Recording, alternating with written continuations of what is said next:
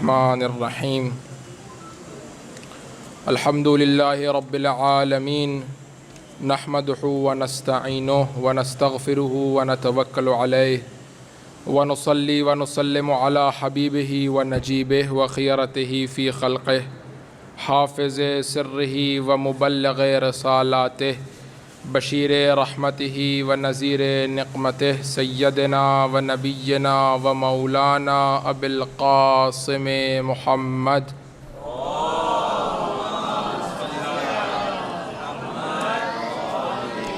وعلى آلہ الأطیبین الأطہرین الأنجبین الہداة المہدیین المعصومین المکرمین المظلومین الذین اذھب اللہ عنہم الرجس وطہرہم تطہیرا اللہم صل علی بہم نتولا ومن اعدائہم نتبرؤ الی اللہ اما بعد فقد قال اللہ تبارک وتعالی عز اسمہ اعوذ باللہ من الشیطان الرجیم بسم اللہ الرحمن الرحیم ان کنتم تحبون اللہ فاتبعونی یحببکم اللہ صلوات پڑھیے محمد و آل محمد پر صلی اللہ علیہ محمد.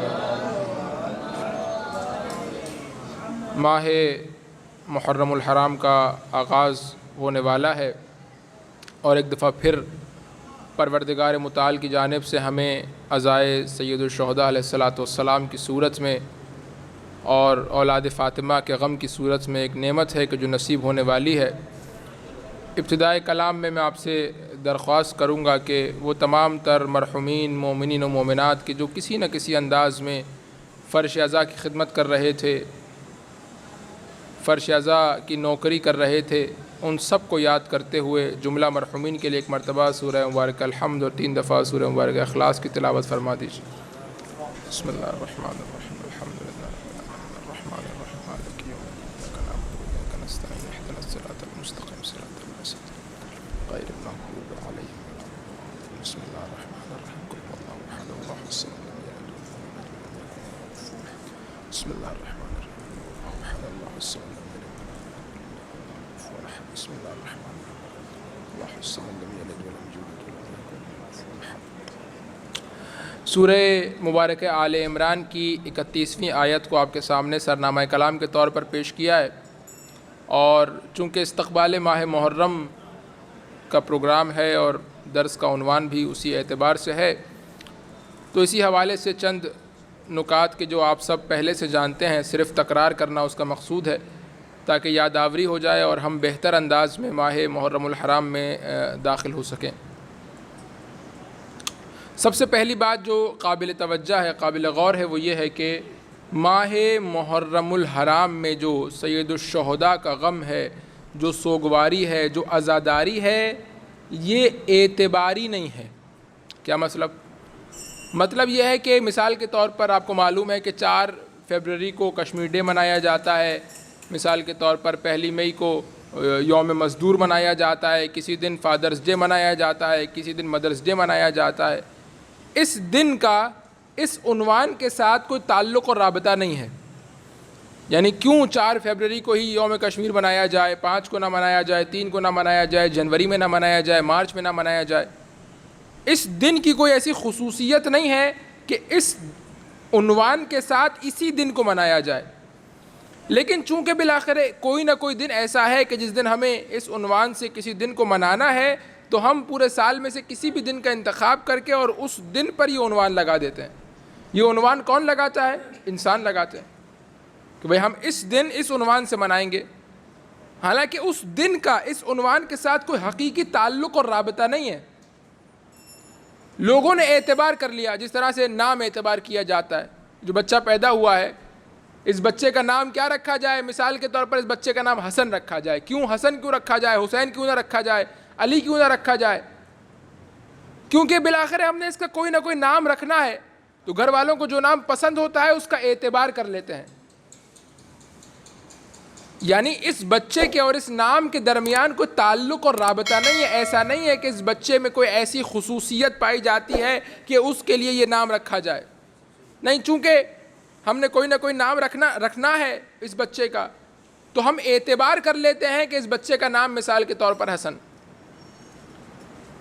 لیکن ماہ محرم الحرام بھی، عاشورہ بھی، تاسوعہ بھی، 9 محرم بھی، 10 محرم بھی، محرم کا چاند بھی کیا اسی طرح سے ہے کہ ہم نے چونکہ امام حسین کا غم منانا ہے تو کسی نہ کسی دن کا انتخاب کرنا ہے، تو ہم نے کہا چلو پہلی سے 10 محرم. کل صبح مثال کے طور پر کوئی پرابلم آ جائے، کوئی واقعہ پیش آ جائے تو ہم اس کو شفٹ کر دیں، بھائی ہم عاشورہ کا دن 10 محرم کے بجائے ہم ربیع الاول میں منائیں گے. ایسا ہو سکتا ہے؟ اس کے لیے ہمیں دیکھنا پڑے گا کہ اس دن کا سوگواری کے ساتھ، اس دن کا عزاداری کے ساتھ، اس دن کا سید الشہداء پر گریے کے ساتھ کیا تعلق اور رابطہ ہے. آیا یہ رابطہ حقیقی ہے یا اعتباری ہے؟ تو جو روایات ہمارے پاس موجود ہیں، جو زیارات کے جملے ہمارے پاس موجود ہیں، جو ائمہ علیہم الصلوۃ والسلام کے فرامین ہمارے پاس موجود ہیں، وہ یہ بتاتے ہیں کہ نہیں، اگر تم میں سے کوئی بھی حسین ابن علی کا غم نہ منائے، حسین ابن علی کی سوگواری نہ کرے، حسین ابن علی کی عزاداری نہ کرے، حسین ابن علی پر گریہ نہ کرے، یہ سارا جہان ہے کہ جو محرم کے ان 10 دنوں میں حسین ابن علی پر گریہ کر رہا ہے. یعنی میں نے اور آپ نے مل کے ڈیسائیڈ نہیں کرنا کہ ہم نے عاشورہ کے دن حسین ابن علی کو رونا ہے، بلکہ دنیا رو رہی ہے، عالم رو رہا ہے، پتھر رو رہے ہیں، چرند پرند گریہ کر رہے ہیں، جمادات و نباتات و حیوانات گریہ کر رہے ہیں. میں نے اور آپ نے اس عالم کی ہمراہی کرنی ہے. کہ جو جملہ روایت نے ہمارے سامنے بیان کیا وہ کیا ہے؟ وَبَكَى لَهُ جَمِيعُ الْخَلَائِقِ، کہ آپ کے لیے تمام تر پروردگار متعال نے جس جس مخلوق کو خلق کیا ہے وہ سب کا سب آپ کے لیے گریہ فرماتا ہے. بس میں اور آپ گریے کو آغاز نہیں کر رہے، گریے کو شروع نہیں کر رہے، عزاداری کو شروع نہیں کر رہے، سوگواری کا آغاز نہیں کر رہے، بلکہ میں اور آپ اس عالم کی ہمراہی کر رہے ہیں. سب ویسے ہی حسین ابن علی کو رو رہے ہیں، میں اور آپ رو کر کے ان کے ساتھ شامل ہو رہے ہیں. وَبَكَى لَهُ جَمِيعُ الْخَلَائِقِ، روایت کا جملہ کہ جو کچھ آسمان و زمین میں ہے وہ سب کا سب گریہ کرتا ہے. روایت ہے کہ جب محرم کا چاند نظر آتا ہے، پروردگار متعال فرشتوں کو حکم دیتا ہے. میں اور آپ عزاخانے سجاتے ہیں یا نہیں سجاتے ہیں؟ میں اور آپ جس طرح سے آپ دیکھ رہے ہیں کہ ہر مسجد امام بارگاہ میں مرمت کا کام ہو رہا ہے، عزاداری کے لیے تیاریاں کی جا رہی ہیں، محرم کی آمد کی تیاریاں کی جا رہی ہیں، عزاخانے سجائے جا رہے ہیں. ابھی 29 ذی الحجہ آئے گی، عزاخانے سجائے جائیں گے، گھروں میں عزاخانے سجائے جائیں گے، امام بارگاہوں کو دوبارہ سے مرتب و منظم کیا جائے گا. لیکن یہ سب کام ہم کس کی پیروی میں کر رہے ہیں؟ آپ کو یہ جان کر حیرانگی ہوگی کہ ہم یہ کام پروردگار متعال کی سنت پر عمل کر رہے ہیں. میں اپنی جانب سے نہیں کہہ رہا، روایت کا جملہ ہے. امام صادق علیہ الصلوۃ والسلام ارشاد فرماتے ہیں کہ جب ماہ محرم الحرام کا آغاز ہوتا ہے تو پروردگار فرشتوں کو حکم دیتا ہے کہ حسین ابن علی کا وہ لباس کہ جو سید الشہداء نے اپنے آخری وقت میں اپنے تن پر رکھا تھا، اس لباس کو آسمان پر آویزہ کیا جائے. سب سے پہلے فرشتے حسین ابن علی کا وہ خون آلود کرتا آسمان پر آویزہ کرتے. تو میں اور آپ سیاہ پرچم بعد میں لگاتے ہیں، میں اور آپ عزاخانے بعد میں سجاتے ہیں، پہلے پروردگار محرم کا اہتمام کرتا. بس یہ کوئی آسان مرحلہ نہیں ہے کہ جس سے ہم بہت آسانی سے گزر جائیں. نہیں، اس محرم کو سمجھنے کی ضرورت ہے. اس محرم میں کون سے راز و رموز پوشیدہ ہیں کہ پروردگار متعال اس کا اہتمام کر رہا ہے؟ کون سے ایسے راز و رموز پوشیدہ ہیں کہ وہ بقا لہو جمیع الخلائق کی منزلت ہے کہ جہاں پر سارا کا سارا عالم حسین ابن علی کے لیے گریہ فرما رہا؟ کیا ہے ایسا؟ کون سا راز ہے، کون سا رمز ہے کہ جو پوشیدہ ہے حسین ابن علی کی شہادت؟ اس کو سمجھنے کی ضرورت ہے. بس عزیزان گرامی قدر، میں اور آپ کوشش کریں کہ محرم الحرام میں داخل ہونے سے پہلے محرم الحرام کو سمجھیں، حسین ابن علی پر گریہ کرنے سے پہلے حسین ابن علی کو سمجھیں، حسین ابن علی پر آنسو بہانے سے پہلے حسین ابن علی کو سمجھیں. کیوں؟ کیونکہ یہ کوئی عام سوگواری اور عام عزاداری کی کیفیت نہیں ہے. اس کی دلیل کیا ہے؟ اس کی دلیل یہ ہے کہ عام سوگواری اور عام عزاداری وقت کے ساتھ ساتھ ماند پڑتی رہتی ہے. کسی کے یہاں کسی کی والدہ کا انتقال ہو جائے تو آپ جب اس کے پاس تعزیت کے لیے جائیں گے تو جب انتقال ہوا ہے اسی گھنٹے حالت مختلف ہوگی, 2-4 گھنٹوں کے بعد حالت مختلف ہوگی, تدفین کے بعد حالت مختلف ہوگی, سویم کے بعد حالت مختلف ہوگی, چہلم کے دن اور مزید صبر و قرار آ جائے گا. آپ جب کئی سالوں کے بعد برسی کے دن جائیں گے تو اب ایسا لگے گا جیسے انتقال ہی نہیں ہوا. عام سوگواری اور عزاداری کی طبیعت کا اور اس کی نیچر کا تقاضا یہ ہے کہ وقت کے گزرنے کے ساتھ ساتھ وہ عزاداری ماند پڑتی رہتی ہے. پہلے گھنٹے میں انسان بہت رونا آ رہا ہوتا ہے ماں پر, لیکن سویم کے دن حالت کچھ قدرے بہتر ہوتی ہے. پہلے دن لباس بدلنے کی بھی کا دھیان نہیں ہوتا, انسان کی توجہ نہیں ہوتی کہ جا کر کے لباس تبدیل کروں, لیکن سویم کے دن کچھ بہتر لباس پہن کر کے آتا ہے.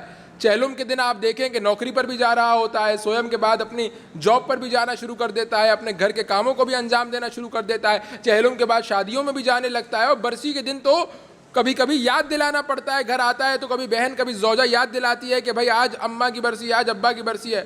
یہ وہی شخص ہے کہ جو اماں کے مرنے پہ دھاڑے مار مار کر کے رو رہا تھا, لیکن آج برسی کے دن بھول گیا. کیوں؟ کیونکہ وقت کے گزرنے کے ساتھ ساتھ یہ سوگ ماند پڑتا چلا جائے گا. پروردگار متعال نے اس جہان کو خلق اس طرح سے کیا ہے, اور یہ اللہ تعالیٰ کی نعمتوں میں سے ایک نعمت ہے. اس کو علماء بیان فرماتے ہیں کہ بھولنا, بھول جانا یہ خدا کی نعمتوں میں سے ایک نعمت ہے. میں اور آپ اس کو تصور نہیں کر پاتے. اگر انسان نہ بھول پائے تو ماں کے مرنے کے بعد کوئی زندہ نہ رہ سکے, بچے کے مرنے کے بعد کوئی زندہ نہ رہ سکے.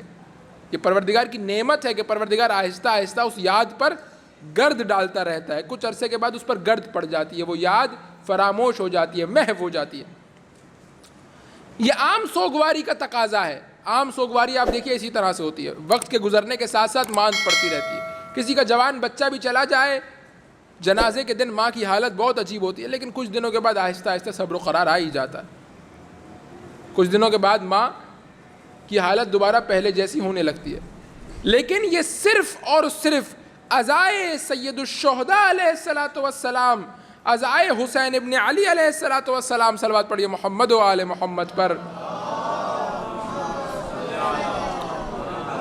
صرف اس عزاداری کی خصوصیت ہے کہ ہر سال اس عزاداری میں نہ صرف یہ کہ کمی نہیں ہوتی بلکہ ہر سال اس عزاداری میں ایک قدم اضافہ ہوتا.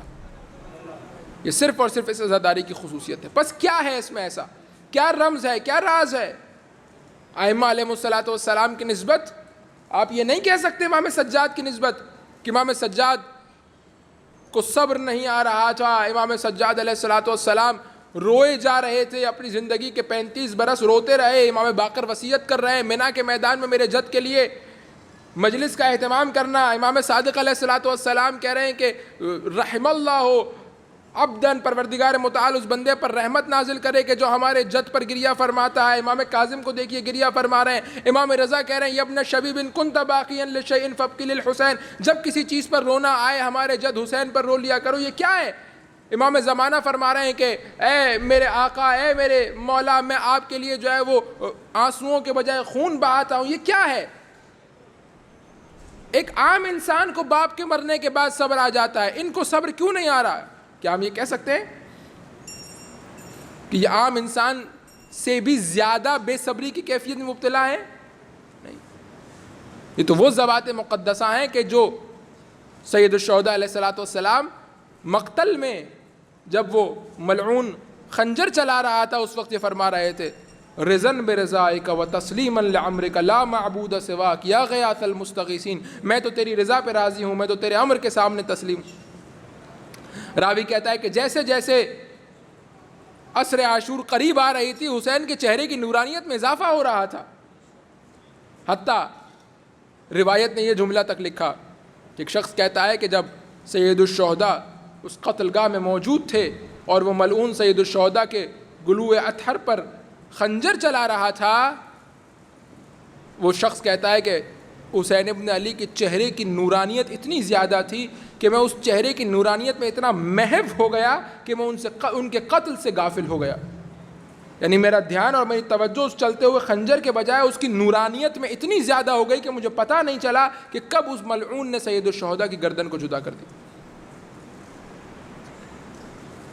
رضن برضائک و تسلیما لعمرک، یہ اس مقام پر ہیں، یہ اپنا سب کچھ خدا کی راہ میں لٹانے کے لیے تیار ہے.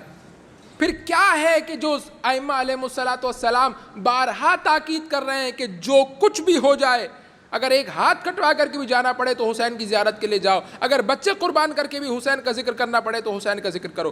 کیا وہ رمز اور راز پوشیدہ ہے نام حسین ابن علی ابن ابی طالب میں کہ میں اور آپ ائمہ علیہم الصلاۃ والسلام کی جانب سے وصیت کی گئی ہے، نصیحت کی گئی ہے، تاکید کی گئی ہے کہ جتنی قربانیاں دینی پڑے دو، لیکن اس ذکر کو خاموش مت ہونے دینا. کیا ہے ایسا اس ذکر میں؟ یہ سمجھنے کی ضرورت ہے. اگر ہم اس بات کو سمجھ لیں گے تو اس بات کے سمجھنے کے بعد خود بخود ہمیں عزاداری سمجھ میں آنا شروع ہو جائے گی، اور پھر ہمیں پتہ چل جائے گا کہ ہمیں عزاداری کرنی کس طرح سے حسین ابن علی کا نام لینا ہے. وہ جو راز، وہ جو رمز شہادت حسین میں، نام حسین میں، ذکر حسین میں پوشیدہ ہے، وہ یہ ہے کہ ذکر حسین کے ذریعے سے لوگوں کی روحوں کی نجات کا سامان کیا گیا. جس بات کو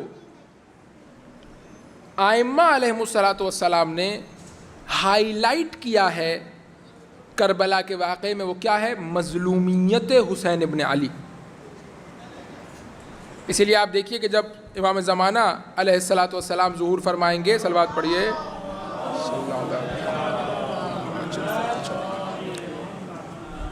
تو کعبے کی دیوار سے ٹیک لگا کر کے جب اپنا تعارف کروائیں گے تو کیا کہیں گے؟ الا یا اہل عالم ان جدی الحسین قتلوہ ادشانا. کون؟ زمانے کا امام مہدی، کہ جس سے متعلق تمام تر فرقوں کا اتفاق ہے کہ انہوں نے تشریف لانا ہے. اختلاف کس بات میں ہے؟ بعض کہتے ہیں کہ ولادت ہو گئی ہے، بعض کہتے ہیں نہیں ولادت ہوگی، بعض کہتے ہیں غیبت میں، بعض کہتے ہیں پیدا نہیں ہوا، اس میں اختلاف. لیکن وجود امام مہدی میں امت مسلمہ کے درمیان کسی قسم کا کوئی اختلاف نہیں پایا جاتا. وہ امام مہدی جب آئیں گے تو آنے کے بعد اپنا تعارف کس طرح سے کروائیں گے؟ اے دنیا والوں جان لو میرے جد حسین تھے جن کو پیاسا قتل کر دیا گیا. نام حسین ابن علی کے سلسلے.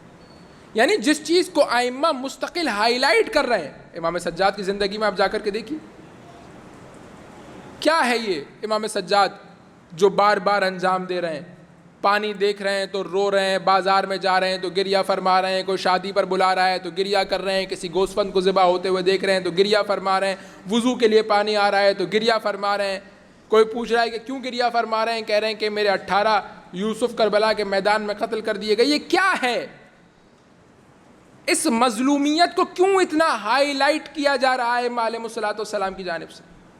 امام رضا کہہ رہے ہیں ابن شبیب جب کبھی کسی چیز پر رونا آئے اپنی بات پر مت رونا، میرے جد حسین پر گریہ کرنا. کیوں؟ کیونکہ اسے اس طرح سے قتل کر دیا گیا جس طرح کسی گوسفند کو قتل کیا جاتا. یعنی اس مظلومیت حسین ابن علی کو بہت زیادہ ہائی لائٹ کیا جا رہا ہے. اور خود سید الشہداء علیہ الصلوۃ والسلام بھی اپنی مظلومیت کو کربلا کے میدان میں ہائی لائٹ کرنا چاہتے ہیں. کیا نہیں معلوم تھا کہ یہ اتنے شقی القلب ہیں کہ علی اصغر کو پانی نہیں دیں گے؟ لیکن سید الشہداء اس واقعے کو کربلا کی تاریخ میں ہائی لائٹ کرنا چاہتے تھے کہ میں نے اپنے ہاتھ پر اپنے 6 ماہ کے بچے کو اٹھا کر کے پانی مانگا، انہوں نے پانی نہیں دیا. تاریخ نے لکھا کہ حسین ابن علی نے کچھ نہیں مانگا کربلا کے میدان میں کسی سے سوائے پانی کے. صرف اور صرف آخر وقت تک کہا کہ میں پیاسا ہوں، مجھے پانی دو. اس مظلومیت کو کیوں ہائی لائٹ کر رہے ہیں خود سید الشہداء ائمہ علیہم الصلوۃ والسلام حتیٰ امام زمانہ؟ وجہ یہ ہے کہ اس مظلومیت کے پیغام میں اتنی صلاحیت اور قابلیت پائی جاتی ہے کہ دنیا کے ہر انسان کو، نہ صرف مومن، نہ صرف مسلمان، بلکہ دنیا کے ہر اس انسان کو کہ جس کے دل میں ذرہ برابر بھی انسانیت باقی ہے، اس کو اس مظلومیت کے تذکرے کے ذریعے سے اٹریکٹ کیا جا سکتا ہے. یہ وہ صلاحیت اور قابلیت اس ذکر میں ہے جو کسی ذکر میں نہیں. اور اسی وجہ سے ائمہ علیہم الصلوۃ والسلام مستقل اس ذکر کو زندہ رکھنے کی تاکید کر، یعنی امام باقر وصیت کر کے جا رہے ہیں کہ میرے مال میں سے، میرے وراثت میں سے ایک حصہ الگ کیا جائے اور اس سے منی کے میدان میں حسین ابن علی کا تذکرہ کیا۔ کیونکہ اس ذکر کے اندر اس صلاحیت ہے، کیونکہ جب بھی آپ کسی کو بتائیں گے کہ کسی کو پیاسا مار دیا گیا تو سامنے والا یہی کہے گا کہ جتنا بھی اختلاف تھا، جتنی بھی دشمنی تھی، جتنی بھی لڑائی تھی، جتنا بھی جھگڑا تھا، لیکن پیاسا نہیں مارنا چاہیے تھا۔ یہ وہ ہائی لائٹڈ حصہ ہے کربلا کا کہ جس کو ائمہ علیہم الصلوۃ والسلام ہائی لائٹ کرنا چاہتے کہ مظلومیت کا پیغام، اسی لیے کیا کہا گیا کہ مجلس کی اصل کیا ہے؟ مصائب۔ اسی لیے آپ دیکھیں کہ علماء کرام اس جملے کو بارہا استعمال کرتے ہیں، خاص کر مرحوم علامہ طالب جوہری علیہ الرحمہ تکرار کرتے تھے کہ بس فضائل کے آخر میں کہتے تھے کہ بس آپ کی زحمتیں تمام، یعنی کیا؟ یعنی آپ جو میں نے ابھی تک جو کچھ پڑھا وہ میں آپ کو زحمت دے رہا تھا، اصل مجلس کا جو حصہ ہے وہ اب شروع ہو رہا ہے، وہ مصائب کا حصہ ہے۔ ائمہ علیہم الصلوۃ والسلام نے کیا کہا؟ آؤ آ کر کے مرثیہ پڑھو ہمارے جد کا۔ یہ نہیں کہا کسی کو آ کر کے حسین ابن علی کے نام پر آ کر کے فرمان سناؤ امام حسین کا، کہ اخلاقی کوئی حدیث سناؤ، کچھ سناؤ امام حسین کا، نہیں، آؤ ہمارے جد کے مصائب پڑھو۔ بتاؤ، ایک دفعہ بتا دیا مولا کہ آپ کے جد پیاسے قتل ہو گئے، ہر سال محرم میں 10 دن بار بار بتائیں کہ پیاسے مارے گئے، پیاسے مارے گئے، پیاسے مارے گئے، کیوں؟ یہ جو اعتراض کیا جاتا ہے وہ یہی ہے کہ آپ نے ایک دفعہ بتا دیا پیاسے مارے گئے، ہم نے قبول کر لیا، ہم کو منع کر رہے ہیں کہ پیاسے نہیں مارے گئے، پھر آپ ہر سال 10 دن ماتم کر رہے ہیں، گلی کوچوں میں چوراہوں پہ نکل رہے ہیں کہ رسول اللہ کے نواسے کو پیاسا مار دیا، بے کفن بے قبر رہ گیا۔ کیا ہے یہ؟ ہم نے جب قبول کر لیا تو بار بار تکرار کرنے کی کیا ضرورت ہے؟ اس لیے بار بار تکرار کرنے کی ضرورت ہے کیونکہ اس پیغام میں انسانیت کا پیغام پوشیدہ ہے کہ اگر کسی کے ساتھ جتنی بھی دشمنی ہے اس کے ساتھ لڑے، اس کے ساتھ جنگ کرے، لیکن اس پر پانی بند نہیں کر سکتا۔ جتنی بھی دشمنی ہے اس کے لاشے کی بے حرمتی نہیں کر سکتا، جتنی بھی دشمنی ہے اس کے 6 ماہ کے بچے کو قتل نہیں کر سکتا، جتنی بھی دشمنی ہے اس کی خواتین اور مستورات کی بے حرمتی نہیں کر سکتا۔ یہ انسان کی انسانیت چیخ چیخ کر اور چلا چلا کر کے بتاتی ہے کہ انسان کی انسانیت کا تقاضا ہے، اور ائمہ علیہم الصلوۃ والسلام نے اسی بات کو ہائی لائٹ کیا۔ کیوں؟ کیونکہ یہ انسانیت کا پیغام ہے کہ جو حسین ابن علی کربلا کے میدان میں دینا چاہتے ہیں، اور پھر ائمہ علیہم الصلوۃ والسلام اس پیغام کو زندہ رکھنا چاہتے ہیں، مظلومیت کا پیغام۔ بس عزاداری، سید الشہداء، سوگواری، یہ غم کی کیفیت، یہ آنسو بہانا، یہ ماتم کرنا کیا ہے؟ اس مظلومیت کے پیغام کو دنیا تک پہنچانا ہے۔ دنیا والوں، کیوں مار دیا حسین ابن علی کو پیاسا؟ وہ کون سا نظام تھا کہ جس کا نتیجہ یہ نکلا کہ رسول کا نواسا کربلا کے میدان میں بھوکا اور پیاسا قتل کر دیا جائے، بے گور و کفن اس کا جنازہ پڑا رہے؟ وہ کس نظام کا نتیجہ تھا؟ وہ کس سسٹم کا نتیجہ تھا؟ یہ سوال ہے کہ جو محرم میں ہماری ذمہ داری ہے کہ لوگوں کے اذہان میں ایجاد کریں۔ بس مجھے اور آپ کو بعض دوسری باتیں تھیں جس کو آپ کے سامنے بیان کرنا چاہتا تھا، لیکن اس وقت دامن وقت میں گنجائش نہیں ہے۔ بس مجھے اور آپ کو عزیزان گرامی قدر اس بات پر توجہ کرنے کی ضرورت ہے کہ یہ جو عزاداری مجھ تک اور آپ تک پہنچی ہے، یہ میری اور آپ کی ملکیت نہیں ہے، یہ میرے اور آپ کے پاس امانت ہے۔ بس اس کے ساتھ ایسا برتاؤ کیا جائے جیسا امانت کے ساتھ کیا جاتا ہے۔ انسان کی ملکیت ہوتی ہے جب انسان کوئی گھر خریدتا ہے تو کمرہ توڑ دیتا ہے، کمرہ بڑا کر دیتا ہے، فلاں کر دیتا ہے، اس کی ساری ساخت تبدیل کر دیتا ہے۔ لیکن جب کوئی گھر کرائے پہ لیتا ہے تو اس کو اجازت نہیں ہے کہ کسی دیوار کو توڑے، اس کو اجازت نہیں ہے کہ اس کے نقشے کو، اس کی ساخت کو تبدیل کرے۔ کیوں؟ کیونکہ تمہارا ہے ہی نہیں، تمہیں صرف رہنے کے لیے دیا ہے، جیسا دیا ہے ویسا ہی واپس لیا جائے گا۔ عزاداری میری اور آپ کی ملکیت نہیں ہے، یہ فاطمہ زہرا سلام اللہ علیہا کی ملکیت ہے۔ میں اور آپ صرف اور صرف اس کے امین ہیں، امانت دار ہیں۔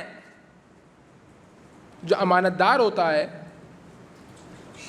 کیا اس کو یہ اجازت ہوتی ہے کہ وہ اس میں اس طرح کی خرابیاں ایجاد کریں، اس کی ساخت کو تبدیل کرے؟ جیسی دی گئی ہے ویسی ہی واپس پلٹانی ہے۔ اس وقت آپ دیکھیں کہ واقعاً توجہ کرنے کی ضرورت ہے، بہت زیادہ توجہ کرنے کی ضرورت ہے کہ حسین ابن علی کے نام پر، عزاداری کے نام پر خرافات اور شبہات عزاداری میں شامل نہ ہونے پائیں۔ اس عزاداری کی اصل یہ ہے، اصل کہ اس میں غریب اور امیر کا کوئی فرق نہیں ہونا چاہیے۔ یہ عزاداری آج اس لیے محفوظ ہے کیونکہ اس میں فیکٹری کا مالک اور اس فیکٹری کا ملازم ایک ساتھ ایک فرش پر بیٹھتے ہیں، لیکن آپ دیکھیں کہ آہستہ آہستہ اس عزاداری میں وہ تحریفیں آ رہی ہیں کہ وہ سازش کے جو دوسرے احکام اسلامی کے خلاف کی گئی، عزاداری کے خلاف کی جا رہی ہے۔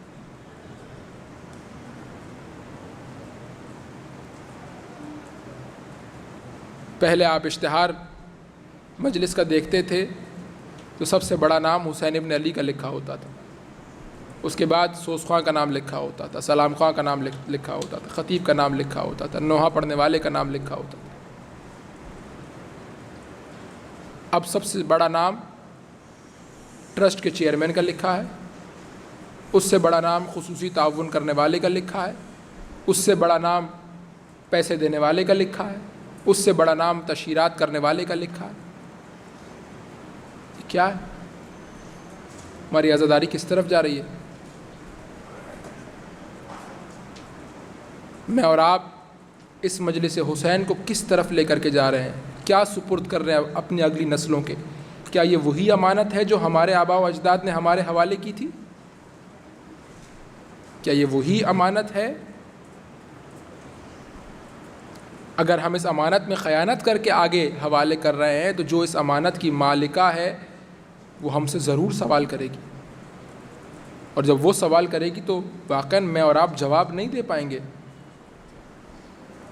اس وقت آپ دیکھیں کہ عزاداری کے نام پر کیا دنیا داری کا بازار ہے کہ جو گرم ہوا ہو، ایک مقابلہ ہے، ایسا لگ رہا ہے کہ ایک مقابلہ چل رہا ہے کہ کس کی مجلس سب سے زیادہ بڑی ہوگی۔ اس وقت جنگ چل رہی ہے کہ کس مجلس کو یہ ایوارڈ مل جائے کہ وہ سب سے بڑی مجلس ہے۔ بڑی مجلس لوگوں سے ہوتی ہے، بڑی مجلس اشتہارات سے ہوتی ہے، بڑی مجلس خطیب سے ہوتی ہے، بڑی مجلس منتظم سے ہوتی ہے، بڑی مجلس فاطمہ زہرا کی شرکت سے ہوتی ہے۔ 3 لوگ بیٹھے ہوں، خطیب پڑھنے والا حسین کا نام لے اور 3 لوگوں کی آنکھوں میں آنسو آ جائے، اگر ان آنسوؤں کو فاطمہ زہرا قبول کر لیں، یہ سب سے بڑی مجلس ہے۔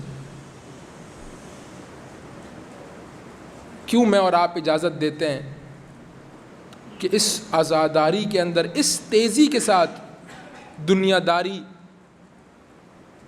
بڑھتی چلی جائے، ذاتی نما، ذاتی دکھاوا بڑھتا چلا جائے، ہر بندہ اس تگودو میں کہ کسی طرح اس کا نام مجلس کے اشتہار پہ آ جائے؟ کیوں؟ کیا جس نے دیکھنا ہے وہ نہیں دیکھ رہا؟ کہ جس سے اجر کے طالب ہو اس کو نہیں معلوم کہ تم نے کیا کنٹریبیوٹ کیا ہے مجلس میں؟ واقعاً بزرگان یہاں پر موجود ہیں، وہ اس بات کی گواہی دیں گے کہ کیا سادہ مجلسیں ہوا کرتی تھی، کس سادگی کے ساتھ خطیب آ کر کے ذکر حسین کیا کرتا تھا۔ بعض مقامات پر مجھے آج بھی یاد ہے کہ مجلس کی امپورٹنس ہوتی تھی، خطیب کی امپورٹنس نہیں ہوتی تھی۔ مجلس میں جانا ہے، کوئی بھی پڑھے گا، حتیٰ معلوم نہیں ہوتا تھا بعض مقامات پر خطیب کے بیٹھنے تک کہ کون پڑھے گا مجلس۔ ایک ایک چیز پر ہمیں بعض چیزیں ایسی ہیں کہ جو میں آپ کے سامنے یہاں پر نہیں بیان کر سکتا کیونکہ بالآخر ریکارڈنگ بھی ہو رہی ہے، لیکن ہمیں واقعاً توجہ کرنے کی ضرورت ہے، کہیں ایسا نہ ہو۔ میں بہت ہی احتیاط کے ساتھ بعض باتیں بیان کرنا چاہتا ہوں، کہیں ایسا نہ ہو کہ مرکزی مجلسوں کے بڑے ہونے کے نتیجے میں علاقائی عزاخانے ویران ہو جائیں۔ کہیں ایسا نہ ہو کہ میں اور آپ سب اپنے اپنے علاقوں کو چھوڑ کر کے جائیں دوسری جگہوں پر بڑی بڑی مجلسوں میں شرکت کرنے کے لیے، اور محلے کے امام بارگاہ اور عزاخانے اور مسجدیں ویران ہو جائیں۔ جو بزرگوں نے ہمارے سلسلہ بنایا تھا وہ واقعاً بہت سوچ سمجھ کر کے بنایا تھا. ایک دفعہ ایک صاحب سے گفتگو ہو رہی تھی تو وہ اس بات کی طرف اشارہ کر رہے تھے کہ جب پاکستان بننے کے بعد کراچی کی مرکزی مجلس کے لیے وقت طے کرنے کی بات ہوئی کہ وقت کیا رکھا جائے، تو کہا بزرگوں نے اس بات پر خیال رکھا کہ مرکزی مجلس کا وقت مغرب کی نماز کے بعد کا نہ ہو، مغرب کی نماز سے پہلے کا وقت ہو. کیوں؟ تاکہ سب اس مجلس میں شرکت کرنے کے بعد پھر اپنے اپنے علاقوں میں جائیں اور علاقوں کے عزاخانوں کو رونق بخشیں. علاقائی عزاداری زندہ رہے، عزاخانے آباد رہیں، عزاخانے زندہ رہیں، امام بارگاہ آباد رہے، ہر علاقے محلے کے عزاخانے میں رونق رہے. تیزی کے ساتھ جو عزاداری کا کلچر تبدیل ہو رہا ہے، جو نظر و نیاز کا کلچر تبدیل ہو رہا ہے، نظر و نیاز تبرک کی حیثیت کو ختم کرتا چلا جا رہا ہے. پہلے تبرک ہوتا تھا، بچا کر کے گھر لے جاتے تھے کہ گھر والے اگر مجلس میں نہیں آئے تو 2 لقمے وہ بھی کھا لیں، شاید ان کو بھی اس کی برکت و فیوزات نصیب ہو جائیں. اب اس کا تبرک، اس کی برکت ختم ہوتی چلی جا رہی ہے. پہلے کیا ملتا تھا؟ آپ دیکھیے کہ کوئی بہت ہی معمولی سی چیز دنیاوی اعتبار سے مل جایا کرتی تھی مجلس کے بعد. بزرگوں کو شاید یاد ہو اور اس بات کی تائید فرمائیں کہ کیا ممرے کسی مقام پر کوئی مونگ پھلیاں، کچھ اس طرح کی چیزیں کاغذ پر رکھ کر کے دے دی جاتی تھی. کھانے والا اس کو کھا کر کے گھر بچا کر کے بھی لے جاتا تھا کہ گھر والے بھی اس کو کھائیں، کیونکہ تبرک ہے، حسین ابن علی کے فرض سے ملا ہے. آج تبرک کی حیثیت ختم ہو رہی ہے. فلاں مقام پر کیا ہے اور فلاں مقام پر کیا ہے، جہاں اچھی ہوگی وہاں پر جائیں گے.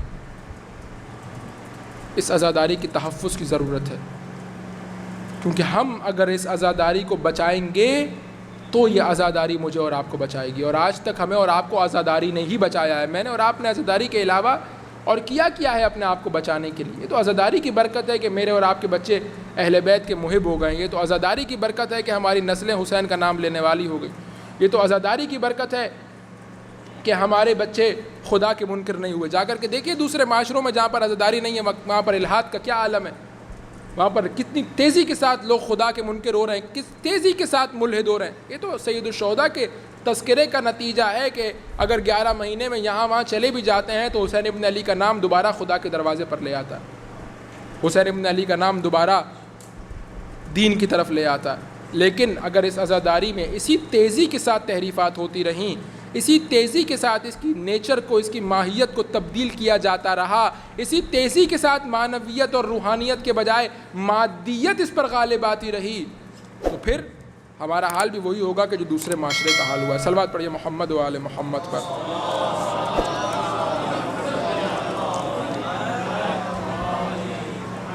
بس عزاداران سید الشہداء، میری اور آپ کی ذمہ داری ہے، ہر ایک کی ذمہ داری ہے، خطیب کی ذمہ داری ہے، سوس خواں کی ذمہ داری ہے، سلام خواں کی ذمہ داری ہے، نواں خواں کی ذمہ داری ہے.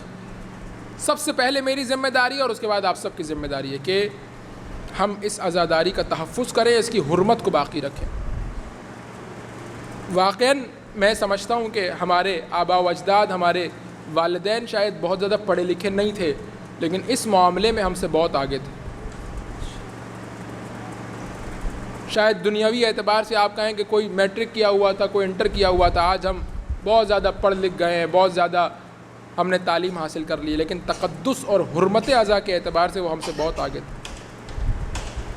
ان کو یقین تھا کہ جب فرش بچھتا ہے تو فاطمہ زہرا تشریف لاتی. مجھے ابھی بھی یاد ہے کہ ہمارے گھر میں جب خواتین کی مجلس ہوتی تھی تو ہم، چونکہ خواتین کی مجلس تھی تو ہم مرد انتظامات سارے کر کے گھر سے باہر چلے جایا کرتے تھے. تو ہماری دادی مرحومہ فرمایا کرتی تھی کہ نہیں، فرش نہیں بچھاؤ، فرش آخر میں خود بچھا لوں، کیونکہ اگر ایک دفعہ فرش بچھ گیا تو بی بی تشریف لے آئیں گی، مجلس میں بھی تو 1 گھنٹے کی دیر ہے.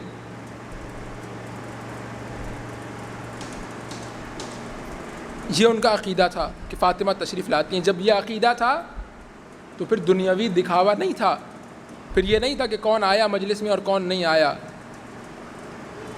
پھر حسین ابن علی کے نام کی اہمیت تھی، پھر فاطمہ کی آمد کی اہمیت تھی. مجلس کے تبرک کو تبرک سمجھا جاتا تھا. آج آپ دیکھیے کہ فرش ازا کی حرمت، مجلس کی حرمت آہستہ آہستہ ہمارے معاشرے میں کم ہوتی چلی جا رہی۔ پہلے عشرہ اول کے اندر کیا اہتمام ہوا کرتا تھا،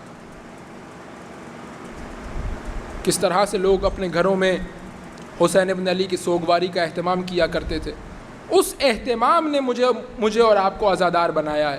اگر میں اور آپ وہ اہتمام نہیں کریں گے تو ہماری آئندہ آنے والی نسلیں کس طرح سے عزادار ہوں گی؟ اس اہتمام نے مجھے اور آپ کو عزادار بنایا کہ کس طرح سے گھر میں کوئی اچھی غذا نہیں بنائی جاتی تھی، بہت مشکل سے چائے بنا لی جاتی تھی صبح اٹھ کر کے کہ اگر ضروری ہے، تو اس کے علاوہ کوئی کھانے کا اہتمام نہیں کیا جاتا تھا، جو نظر و نیاز میں آیا وہی کھایا جاتا تھا۔ عاشورہ کے دن گھر میں تاریکی کر دی جاتی تھی، اندھیرا کر دیا جاتا تھا، لوگ اپنے بستروں پر نہیں سوتے تھے، زمین پر سویا کرتے تھے۔ وہ سب تھا کہ جس نے مجھے اور آپ کو عزادار بنایا تھا۔ اگر کسی کی نئی شادی ہوتی تھی تو وہ اپنے زیورات اتار دیا کرتے تھے، رنگین لباس باندھ کر کے رکھ دیے جاتے تھے، سیاہ لباس نکال لیے جاتے تھے۔ سیاہ لباس کس طرح سے بنائے جاتے تھے کہ رنگین لباس کو رنگ کر کے سیاہ لباس بنایا جاتا تھا، نیا سیاہ لباس نہیں خریدا جاتا تھا۔ یہ ساری چیزیں آپ سب کو معلوم ہیں، لیکن اس سب نے اس عزاداری کی فضا کو اور اس معنویت کو اور اس روحانیت کو محفوظ کیا ہوا تھا، اور اس نے ہماری حفاظت کی ہوئی تھی، ہمارے دین کی حفاظت کی ہوئی تھی۔ آج واقعاً افسوس ہوتا ہے کہ جب ہم کراچی کی مختلف شاہراہوں پر سفر کرتے ہیں تو بڑے بڑے بورڈز دکھائی دیتے ہیں کہ بڑے بڑے برانڈز محرم کے لیے خصوصی طور پر جو ہے وہ لباس فروخت کر رہے ہیں۔ کیا فیسٹیول ہے؟ کیا ہے محرم؟ کیا میں اور آپ واقعاً سوگواری اور غم کی فضا میں ہیں، یا میں اور آپ خدا نخواستہ ڈرامہ کر رہے ہیں؟ احتیاط برتنے کی ضرورت ہے، کیونکہ دنیا تو کسی نہ کسی طرح گزر جائے گی، لیکن قیامت کے دن میرا اور آپ کا سب کا سروکار فاطمہ زہرا سلام اللہ علیہا سے پڑھنا ہے۔ اور اس دن اگر حضرت نے یہ سوال کر لیا کہ کیا میرے بچے نے اس لیے اپنے بچوں کو قربان کیا تھا کہ تم دکھاوا کر سکو، میں اور آپ اس دن کیا جواب دیں گے؟ اگر کسی کے پاس جواب ہے تو کرے، لیکن اگر جواب نہیں ہے تو خدا را احتیاط برتے۔ ایسا نہ ہو کہ قیامت کے دن فاطمہ زہرا ناراض ہو جائیں۔ اس دن عزیزوں کوئی سہارا نہیں ہوگا سوائے اس بی بی کے۔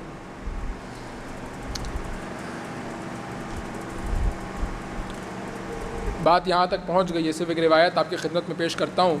میرا ارادہ نہیں تھا اس روایت کو پیش کرنے کا، لیکن خود بخود بات یہاں تک آ گئی کہ قیامت کا دن ہوگا، لوگوں پر بہت سخت ہو جائے گے، حالات بہت سخت ہو جائیں گے، کسی کی کوئی شفاعت کا اہتمام نہیں ہو رہا ہوگا، ہر ایک بہت مشکل میں ہوگا حساب و کتاب۔ اس وقت رسول اللہ امیر المومنین سے فرمائیں گے، اے علی جاؤ فاطمہ کو بلا کر کے لاؤ تاکہ امت کی شفاعت کا کوئی انتظام ہو سکے۔ امیر المومنین تشریف لے جائیں گے، فاطمہ زہرا تشریف لائیں گی، ساتھ ختیجہ کبریٰ تشریف لائیں گی، فاطمہ بنت اسد تشریف لائیں گی۔ جانتے ہیں کہ اس روز ختیجہ کبریٰ کے ہاتھ میں اور فاطمہ بنت اسد کے ہاتھ میں کیا ہوگا؟ روایت نے کہا کہ اس دن ایک چھوٹے بچے کا لاشا ہوگا کہ جو ختیجہ کبریٰ اور فاطمہ بنت اسد کے ہاتھوں پر۔ کس کا لاشا؟ محسن کا جنازہ۔ اور اس دن شاید ختیجہ کبریٰ اور فاطمہ بنت اسد خدا کی بارگاہ میں شکایت کریں، شاید ختیجہ یہ کہیں، پروردگار کیا میں نے اپنا سب کچھ تیرے رسول کے لیے نہیں لٹا دیا؟ کیا میرا حق یہ بنتا تھا کہ میری فاطمہ کے شکم میں اس بچے کو قتل کر دیا جائے؟ شاید فاطمہ بنت اسد اس دن خدا کی بارگاہ میں سوال کریں گی، پروردگار کیا میں نے تیرے نبی کی حفاظت نہیں کی تھی؟ کیا میرا حق یہ بنتا تھا کہ یہ امت اس طرح سے میرے پوتے کو اس دنیا میں آنے سے پہلے قتل کر دے؟ لیکن سوال یہاں پر یہ ہے کہ جب محسن کا جنازہ فاطمہ بنت اسد اور ختیجہ کبریٰ کے ہاتھوں میں ہوگا تو فاطمہ کے ہاتھوں میں کیا ہوگا؟ ایک اور روایت نے بتایا کہ فاطمہ کے ہاتھوں میں کیا ہوگا، کہا کہ جب علی سوال کریں گے فاطمہ اس امت کی شفاعت کے لیے آ تو رہی ہو لیکن کیا لے کر کے آ رہی ہو؟ فاطمہ زہرا فرمائیں گی اس امت کی شفاعت کے لیے کافی ہیں الیدان مقطوعتان، دو کٹے ہوئے ہاتھ، میرے عباس کے دو کٹے ہوئے ہاتھ۔ قیامت کے دن فاطمہ زہرا ان دو کٹے ہوئے بازوؤں کو لے کر کے آئیں گی، پروردگار ان دو بازوؤں کے صدقے میرے شیعوں کی شفاعت۔